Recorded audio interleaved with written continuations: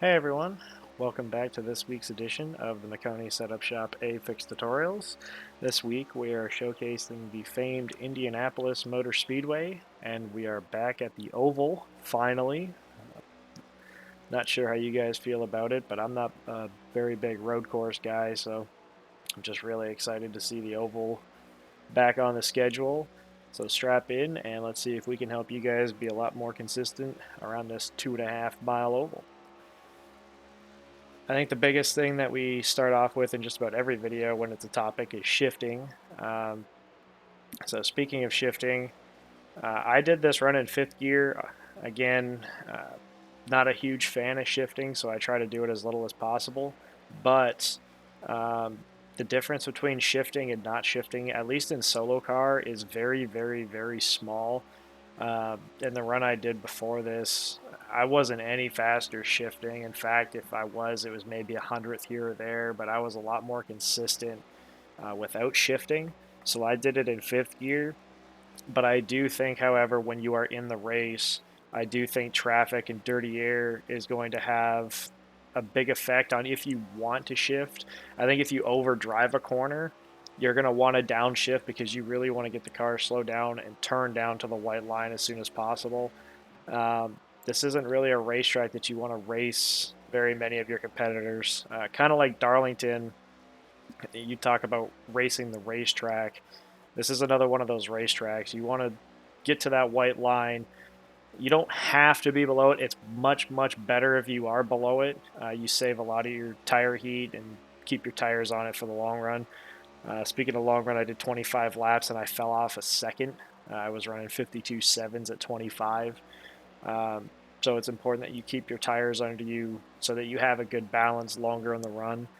Uh, you really want to get down to the white line. Again, if you overdrive a corner, that's probably when you want to downshift. If you're stuck in traffic and dirty air is horrible, again, I have no idea what dirty air is going to be like, but if dirty air is really bad, then shifting might be something you want to consider.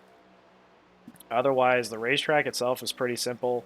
Uh, you don't really need a whole lot of brake. If anything, 2 and 4, you don't need any brakes at all if you do it right. If you really overdrive 2 and 4, then you have to do what you have to do to get the car to slow down. But if you do it right, you might need very little brake input going into 1 and 3. Again, dirty air might make it a little different. Um, they are the highest speed entering corners that you go into here, so a little bit of brake is good. It'll help set the nose and get the nose down so that it'll help the car rotate. But you shouldn't need any brakes in 2 and 4. It's really important, and we're going to go through it on the in-car, and I'll do it the next time around as well. Um, Getting down below that white line in turn two. Turn two is the most critical corner on this racetrack. 1, 3, and 4 I find are pretty forgiving. As long as you can get around the white line, 1, 3, and 4 are really forgiving. But if you miss the white line in turn two, it is a big pain to get the car to turn. My lap 9 will do that in the in car. You'll see how bad we missed the line in turn two, and how much, and you can just see the time already, how much it hurts. Uh, it is the most critical corner on this racetrack. If you miss turn two, you lose all your momentum down this back straightaway.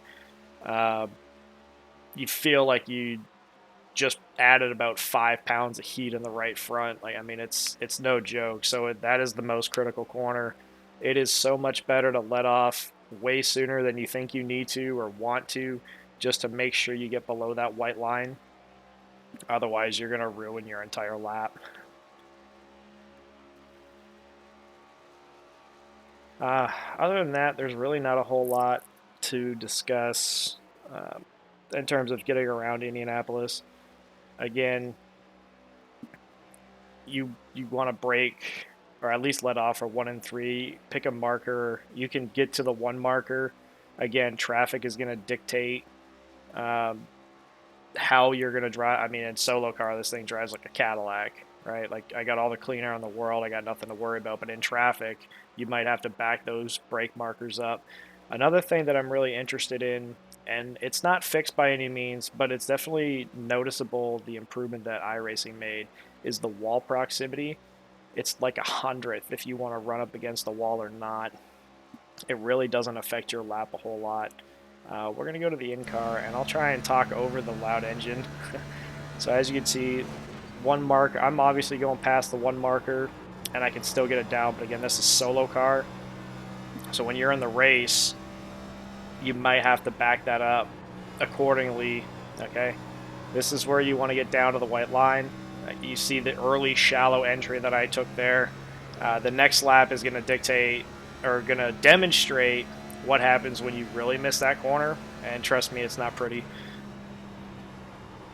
But you really want to get below these white lines. You don't have to be under them all the time. It's much better if you do, but it's very forgiving. If you can at least get around the white line in 1, 3, and 4, it's very forgiving. And you're about to see down in turn 2 what happens if you don't get down to the white line, how penalizing it is if you miss that.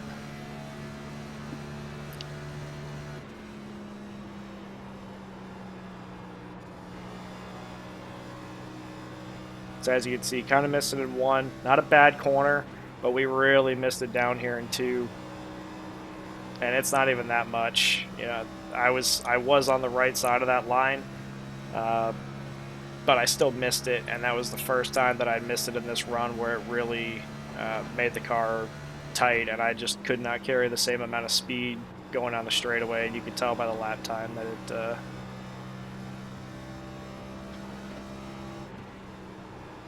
hurt it. Actually, that wasn't even that lap. You're going to see it down here this time.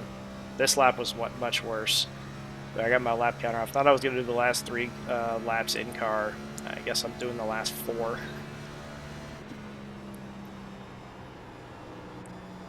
For those of you in the comments of the last video that wanted a little more in car, this is definitely for you.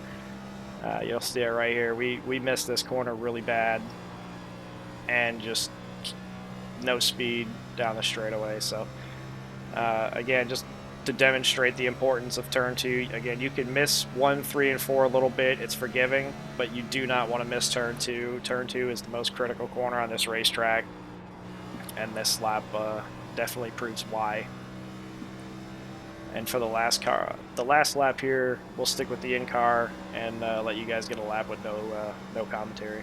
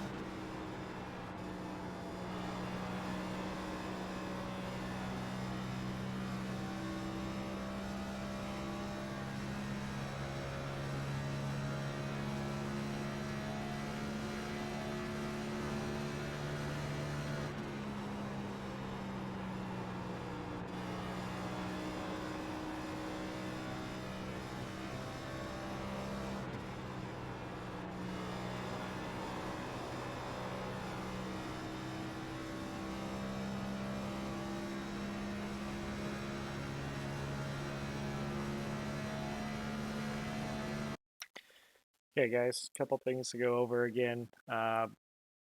When you hit a good lap around here, anytime you arc into the corner and get down to the white line, theoretically you should be able to get back in the gas. Turn 2 is the most critical corner on here. That last lap with no commentary, you saw that I was in the gas before I even got to the corner, essentially, because I was down below that white line. There's just a lot of grip down there, and it really just pulls the left side of the car around the corner. Carry a lot of momentum down the straightaway as opposed to missing that corner. Uh, Again, 1, 3, and 4 are pretty forgiving. You don't want to make a bad habit of missing the white line or not being under it. You do want to be under it, but if you don't, it's not going to hurt you anywhere near as if you miss it in turn 2. Okay, guys? Try to do a little more in-car on this one. I know this is a longer video, but Indy's a big track, and just trying to help you guys as much as possible. Thanks again for leaving the comments under the last video. I can do a little more in-car. Again, qualifying around here is pretty simple.